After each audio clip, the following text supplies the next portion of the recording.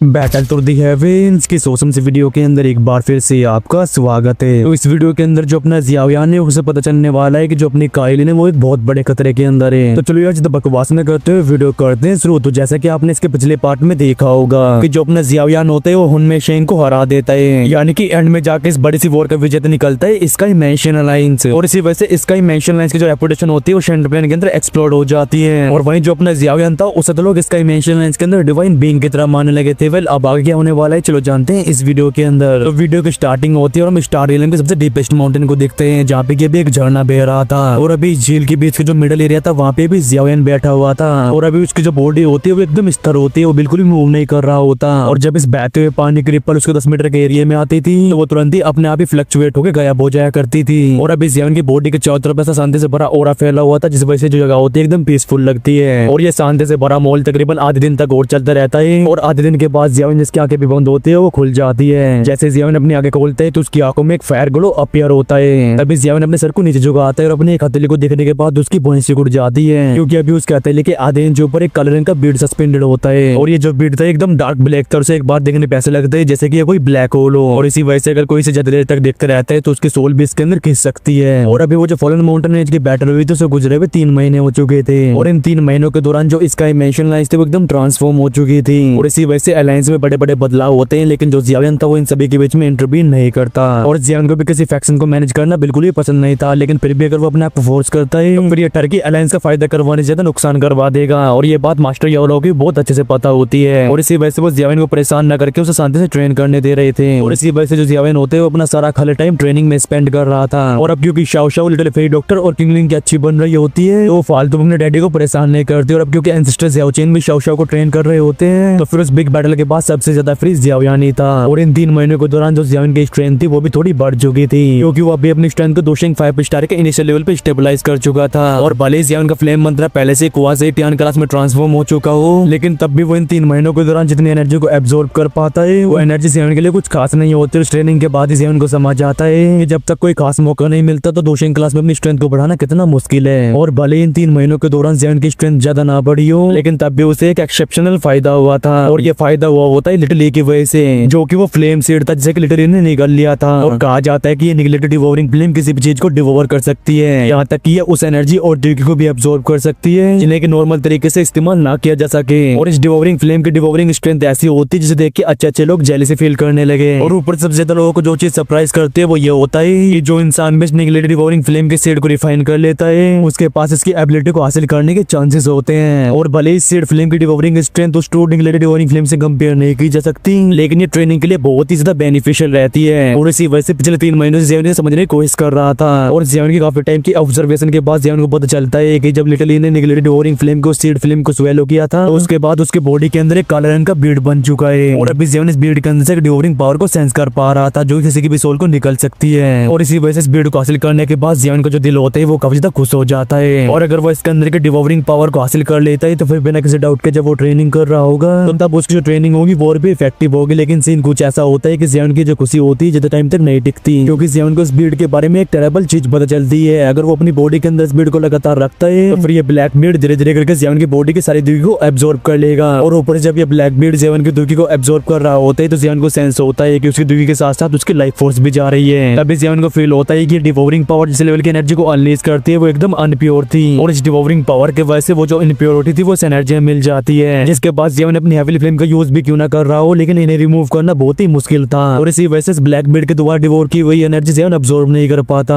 और इस चीज के बारे में जान के जियावियान के चेहरे के जो हाव भाव थे वो काफी गंदे हो गए थे क्योंकि ये बीड सिर्फ यूजलेस ही नहीं है बल्कि ये हार्मफुल भी है। और ऐसे डिसअपॉइंटमेंट को देख के जो जियावियान होते हैं अपने सर को हिलाने लगता है और कहता है कैसे डिवोरिंग पावर को देखने के बाद जो भी इंसान इसे हासिल करेगा उसके लिए वरदान कम श्राप ज्यादा है। यार जैसे जियावियान इस ब्लैक बीड को अपनी स्टोरेजिंग के अंदर रखने वाला था तभी उसके हाथ के अंदर से पिंक फ्लेम बाहर आती है और ये अपीयर होने वाला लिटिल ई होता है। तभी लिटिल ई के छोटे छोटे हाथ उस ब्लैक बीड को पकड़ते हैं और अभी उसका जो छोटा सा चेहरा होता है वो एकदम डिजायर से भरा होता है। और अचानक से लिटिल ई को अपीयर होते हुए देख जो जियावियान था वो भी हैरान हो चुका था। अभी जो लिटिल ई होता है वो उस ब्लैक बीड को हक करते हुए कहता है ईवा इसे मुझे दे दो। और ये कहते हुए उसके मुंह से जो राल होते हैं वो नीचे की तरफ टपक रही होती है। और शुरुआत से लिटिल ई की नजर इस ब्लैक बीड के ऊपर थी, लेकिन जो टर्की जियावियान था उसके ऊपर कब्जा करके बैठा था और इसी वजह से लिटिल ई को कुछ भी करने का मौका नहीं मिला। लेकिन जब वो देखता है जो जियावियान है उस ब्लैक बीड के ऊपर गिव अप करने वाले वो तुरंत ही अपीयर हो गया। और लिटिल ई को अपीयर होते हुए देख जियावियान को भी समझ आ चुका था कि लगता है लिटिल लिटली की जो इंटेलिजेंस है वो काफी तेज से बढ़ रही है। और जियान के लिए भी ये पहली बार है जब वो लिटली की क्यूट सी आवाज में इन शब्दों को सुन पा रहा है। और पहली बार जो लिटली है वो जियान से किसी चीज को लेने की रिक्वेस्ट कर रहा है। जियान कहता है कि इस चीज को अपने पास रखना बिल्कुल भी सही नहीं है। भले ये चीज अपने पास डिवोरिंग पावर को पोजेस करती हो, लेकिन दोस्त और दुश्मन का कुछ भी पता नहीं होता। और ऊपर से ये चीज लाइफ फोर्स को भी डिवोर करती है। और इसी वजह से जो भी इस ब्लैक बीड को अपनी बॉडी के अंदर रखेगा वो धीरे धीरे करके वीक होता जाएगा। ये सुन के लिटली अपने सर को हिलाता है, तुरंत उसकी बॉडी से पिंक फ्लेम बाहर आती है। और ये जो पिंक फ्लेम होती है तुरंत उस ब्लैक बीड को कवर कर लेती है। इसके बाद ये जो ब्लैक बीड था ये लिटली की बॉडी से मर्ज हो जाता है। और लिटली कैसे उतावलेपन को देख के जो जियान होता है वो भी थोड़ा हिचकिचाने लगा था, लेकिन वो उसे रोकता नहीं है। और भले लिटली एक फायर स्पिरिट हो, लेकिन इसके जो डेंजरस सेंसेस है वो बहुत ही शार्प है। और इसी वजह से अगर ये ब्लैक बीड उसके लिए थोड़ा भी हार्मफुल होता है तो वो बिल्कुल भी ऐसा नहीं करता। खैर जियान के देखते देखते वो जो ब्लैक बीड होता है वो लिटली की बॉडी से काफी तेज से मर्ज होने लगा था।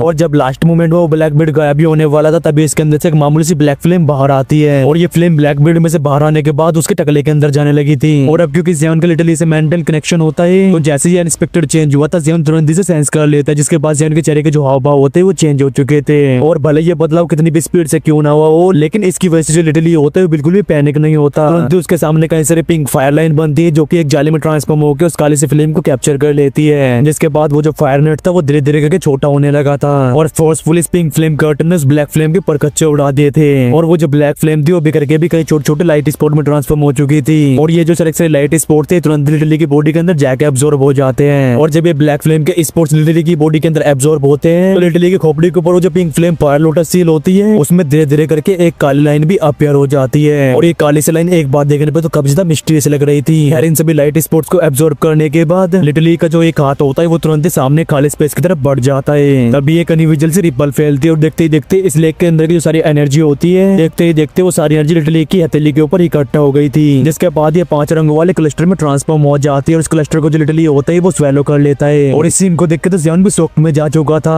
क्योंकि जब लिटली ने इस इनप्योर एनर्जी क्लस्टर को एब्जॉर्ब किया था तो फिर ये एनर्जी अलग अलग एनर्जी वेव्स में बदल के जियान की बॉडी के अंदर अपीयर होती है। और इस चीज को सेंस करके जियान के चेहरे पे शॉक अपीयर होता है। और काफी टाइम के बाद उसके दिमाग में एक विचार आया था, जिसके बाद वो प्योर एनर्जी को रिफाइन करके दुईकी में ट्रांसफॉर्म करने लगता है। और ऐसा करने के बाद ये जो दुईकी होती है तुरंत ही जियान की बॉडी से मिल जाती है। तभी जियान की एकदम फायर ये उठा के लिटली के ऊपर जाती है। जियान कहता है कि ये छोटी चीज मुझे इस एनर्जी को वापस कर रही है। और जियान ने जिस एनर्जी को अभी एब्जॉर्ब किया होता है वो उसी अनप्योर क्लस्टर से आई थी जिसे कि लिटली ने थोड़ी देर पहले स्वेलो किया था। और ये एनर्जी के अनप्योर क्लस्टर जिन्हें जियान एब्जॉर्ब नहीं कर सकता था वो लिटली की बॉडी के अंदर जाने के बाद एकदम प्योर एनर्जी में ट्रांसफॉर्म हो गए थे। और इसी वजह से जो लिटली होते हैं उसने एकदम प्राउड तरीके से अपने सर को ऊपर उठा के रखा होता है। और इस एनर्जी को एब्जॉर्ब करने के बाद लिटली की बॉडी की जो पिंक फ्लेम होती है वो और भी ब्राइट हो जाती है। और क्लियरली जियान भी सेंस कर पा रहा था कि अभी के लिटली पहले से थोड़ा पावरफुल हो चुका है। जियान अपने मन ही मन में कहता है कि एक्चुअली में नन्ही चीज ट्रेन कर सकती है। और ये जो फैक्ट होता है जियान के लिए भी काफी सरप्राइजिंग होता है, क्योंकि उस ब्लैक बीड ने लिटली को आसपास की एनर्जी को एब्जॉर्ब करने की पावर दे दी है, जिससे कि वो किसी इंसान की तरह पावरफुल बन सके। और सच में अगर ऐसा होता रहता है तो फिर फ्यूचर में जो लिटली है वो और भी पावरफुल होता जाएगा। और जियान जो खुद भी लिटली से मेंटली कनेक्टेड है वो भी अपनी स्ट्रेंथ को बढ़ता हुआ सेंस कर पा रहा था।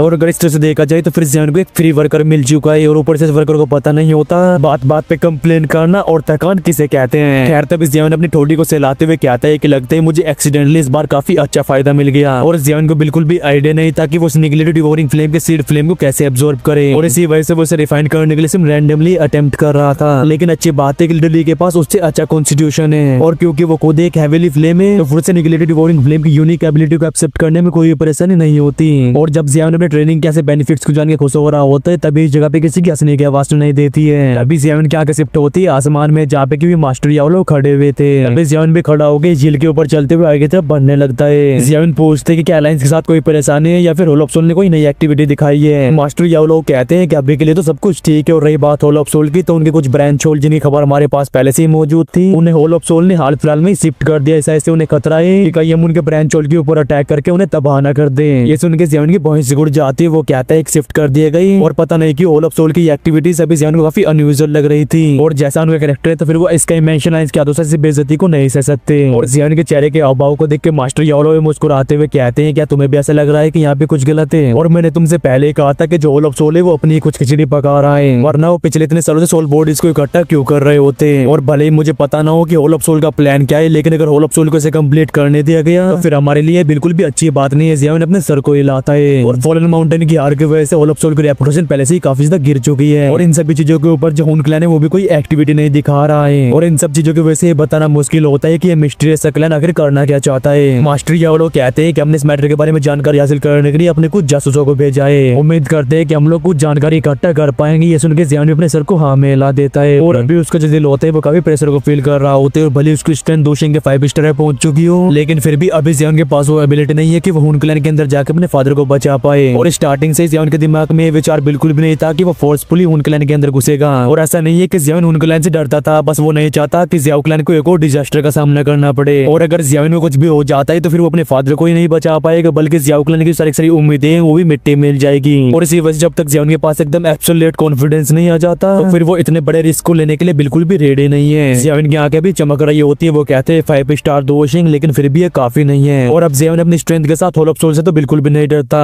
लेकिन जो होल ऑफ सोल है वो हुन क्लैन का एक प्यादा है। इसी वजह से जियान का जो सबसे बड़ा दुश्मन है वो इस ड्यू कॉन्टिनेंट का सबसे मिस्टीरियस क्लैन हुन क्लैन है। और भले इस ड्यू कॉन्टिनेंट के हर एक हिस्से में एक 5 स्टार दोशिंग एक पीक एक्सपर्ट होता है, लेकिन अगर कोई इंसान इस स्ट्रेंथ के साथ हुन क्लैन से फाइट करे तो ये पावर काफी कम बढ़ेगी। और उस टाइम पे एंसेस्टर ज़्याओ ज़ुआन की स्ट्रेंथ भी दोशिंग के 9 स्टार के पीक पे पहुंच चुकी थी। फिर भी कैसे भी क्यों ना हो, लेकिन हुन क्लैन के हाथों उन्हें अपनी जान गंवानी पड़ी। और जियान अच्छे से जानता था कि उसकी दोशिंग 5 स्टार की स्ट्रेंथ कोई बहुत बड़ा तूफान नहीं मचा सकती। और जब जियान के दिमाग में ये सब विचार आते हैं तो उसके जो चेहरे के हाव भाव होते हैं वो थोड़े उदासी से भर जाते हैं, क्योंकि 5 स्टार दोशिंग पे आने के बाद उसके पास ऐसा कोई शॉर्टकट बचा नहीं है क्योंकि इसकी स्ट्रेंथ को तुम रॉकेट की स्पीड से आगे बढ़ा सके। और उसने पहले से ही प्यूरिफाइंग डिमोनिक लोटस फ्लेम को हासिल कर लिया है और वो दूसरे रैंक की निगलेटेड डिवोरिंग फ्लेम हुन क्लैन के हाथों में है। और अगर बात की जाए हेवीली फ्लेम रैंकिंग की नंबर 1 फ्लेम की, उसके बारे में सोच के तो जियान अंदर से काफी कड़वाहट फील करता है, क्योंकि अगर उसे डिवाइन ऑब्जेक्ट भी बोला जाए तब भी ये दो शब्द उसे डिस्क्राइब करने के लिए काफी नहीं होंगे। और अगर कोई इंसान उसे हासिल करने के बारे में सोच रहा है तो ये चीज दिन में सपने देखने जैसा है। ये सब सोचने के बाद जियान कहता है कि अब मुझे डरे, मुझे और भी हेवीली फ्लेम के बारे में सोचना छोड़ना होगा। और ये कहते ही जियान की आंखों में एक स्पिरिचुअल लाइट फ्लैश होती है, वो तुरंत ही अपने हाथ को ऊपर उठाता है और तुरंत ही एक एंशिएंट जेड पीस उसके हाथ के ऊपर अपीयर होता है। और इस जेड पीस के ऊपर कई मिस्टीरियस सी लाइन बनी हुई थी और वहीं जेड पीस के जो बीच का हिस्सा होते हैं वहाँ पे कई छोटे छोटे स्पॉट मौजूद थे। और ये उसके फादर के स्पिरिचुअल इम्प्रिंट थे और नेचुरली यही वो ताओशिंशन गॉड का जेड होता है, जिसके ऊपर वो हुन क्लैन अपनी नजरें गड़ाते बैठा है। और जियान को ताओशिंशन गॉड जेड को बाहर निकालते हुए देख जो साइड में खड़े हुए मास्टर यावलो होते हैं वो भी थोड़ा हैरान हो जाते हैं, जिनके बाद उनकी सरप्राइज से बड़ी आगे जाते हैं जियान के ऊपर। तभी जो जियान होता है उस ताओशिंशन गॉड जेड को रब करने लगता है और इस जेड पीस को सहलाते हुए जियान का जो दिल होता है वो एकदम माफी की भावना से भर जाता है। और एक बेटा होने के बाद वो अपने फादर को हुन क्लैन क्या तो सफर करते हुए देख पा रहा है। तभी जियान अपने दांतों को पीछते हुए कहता है कि फादर मैं आपके बारे में कभी भी नहीं भूला हूँ, एक बार जैसे ही मेरे पास हुन क्लैन के अंदर जाने की पावर आ जाती है तो मैं आपको डेफिनेटली बचा लूंगा। हर एक पल के बाद जो जियान होता है वो गहरी सांस लेता है, जिसके बाद अपने दिल के अंदर उमड़ रही सारी भावनाओं को दबा देता है। जियान कहता है कि ये ताओशिंशन गॉड जेड ताओशिंशन गॉड की मेंशन से रिलेटेड है, लेकिन इन जेड के 8 हिस्से किए गए और इन 8 को इकट्ठा करना एकदम इम्पॉसिबल बात है। तभी जियान की आंखें चमकती है और उसके दिमाग के अंदर एक इमेज फ्लैश हुई थी और यही वो मैग्मा वर्ल्ड होता है जहाँ पे जियान टियानवा जुन जैसे मिला था, यानी कि जिनन एकेडमी की मैग्मा का गहराई का वर्ल्ड। और जब जियान उस मैग्मा वर्ल्ड के अंदर था तो जियान को अचानक से उस ताओशिंशन गॉड जेड में एक अनयूजुअल सी एक्टिविटी सेंस हुई थी। और अब जब जियान इस सब के बारे में सोचते हैं तो वो सच में काफी बड़ी मिस्ट्री थी और उस मैग्मा की गहराई में कोई ना कोई चीज ऐसी मौजूद है जिसे कि वो मैग्मा क्रिएचर प्रोटेक्ट कर रहे हैं। जियान कहता है इनर एकेडमी का मैग्मा वर्ल्ड जैसे मुझे टाइम मिलते हैं मुझे वहाँ पे जाना होगा। और जियान को एक गहरी सोच में जाते हुए देख जो मास्टर यावला होते हैं अपने सर को हिलाते हैं और एक बीस्ट कलर स्क्रॉल को जियान को देते हुए कहते हैं ये मैसेज 9 डीप गुण पाइथन ट्राइब से आया है और ये तुम्हारे लिए ही है। और इस जानकारी को सुन के जो जियान होता है वो एकदम शॉक्ड हो जाता है। जियान कहता है याओमिंग तुरंत ही वो उस स्क्रॉल को पकड़ते हैं, जिसके बाद उसे धीरे से ओपन कर देता है। अभी जियान क्या होगा सामने लाल रंगों से लिखी हुई शब्दों की लाइन अपीयर होती है और इस मैसेज में लिखा होता है कि हेवन डिमन फिनिक्स ट्राइब ने अटैक कर दिया है और 9 स्प्रिंग के अंदर से अनयूजुअल से एक्टिविटीज बाहर आ रही है। और इन दो लाइंस को पढ़ते जो जियान होते हैं अपनी जगह से खड़ा हो जाता है, उसके चेहरे के जो हाव भाव होते हैं वो काफी सीरियस हो चुके थे और तुरंत उसकी बॉडी से एक ऐसा फ्राइटनिंग ऑरा रिलीज होता है जिस वजह से उसके पीछे जो झरना बह रहा था वो भी एकदम रुक जाता है। जियान कहता है काइलिन और जियान के ऐसे रिएक्शन को देख के साइड में खड़े हुए मास्टर यावलो भी शॉक्ड हो गए थे। मास्टर यावलो कहते हैं क्या हुआ, सुन के जियान क्या किलिंग इंटेंट से भर जाती है वो तुरंत ही उस स्क्रॉल को मास्टर यावलो को दे देता है। और जब मास्टर यावलो भी इस स्क्रॉल के अंदर की लाइंस को पढ़ते हैं तो उनकी वहीं भी सिकुड़ जाती है और मास्टर यावलो को भी अच्छे से पता होता है कि जियान और 9 डीप गुण पाइथन ट्राइब के बीच में कैसा रिलेशनशिप है। और ऊपर से सबसे बड़ी बात है काइलिन जो कि अभी 9 डीप गुण पाइथन ट्राइब की 9 स्प्रिंग के अंदर ट्रेन कर रही है और इस मैसेज में क्लियरली लिखा हुआ है कि स्प्रिंग के अंदर से कुछ अनयूजुअल एक्टिविटीज बाहर आ रही है, फिर इसका सीधा काइलिन से कुछ लेना देना होगा। और अब जाके मास्टर यावलो को समझ जाता है कि जियान का इतना खतरनाक रिएक्शन क्यों है। अभी मास्टर यावलो कहते हैं कि हेवन डिमन फिनिक्स ट्राइब आखिरकार करना क्या चाहती है। वेल अब ये हेवन डिमन फिनिक्स ट्राइब करना क्या चाहती है वो तो हमें इसके नेक्स्ट पार्ट में पता चलेगा, यानी कि हमारा ये वाला जो पार्ट है यहीं पे खत्म होता है। वैसे अगर स्पॉइलर की बात करें तो इसके नेक्स्ट पार्ट में जो हेवन डिमन फिनिक्स ट्राइब का चीफ है जो कि एक एडवांस 5 स्टार दोशिंग है वो काइलिन को कैप्चर करने के लिए उसके ऊपर अटैक करेगा, लेकिन क्या काइलिन अपने आप को बचा पाएगी या फिर उसे कोई और बचाने आएगा वो तो मैं फ्यूचर की स्टोरी बता रही होगी। और फ्यूचर की स्टोरी जानने के लिए आपको क्या करना है, वीडियो को लाइक करना है, चैनल को सब्सक्राइब करके बेल आइकन को प्रेस करना है और हाँ प्यारे प्यारे कमेंट्स भी करना मत भूलना। वैसे जिन लोगों से वेट नहीं होता और 2-3 दिन पहले वीडियो देखना चाहते हैं वो एक बार जाके मेंबरशिप को विजिट जरूर करना। चलो यार इस वीडियो करते यहीं पे एंड मिलता हूं आपसे नेक्स्ट वीडियो में। Take care and bye bye and love you all guys. बोलो महादेव महादेव।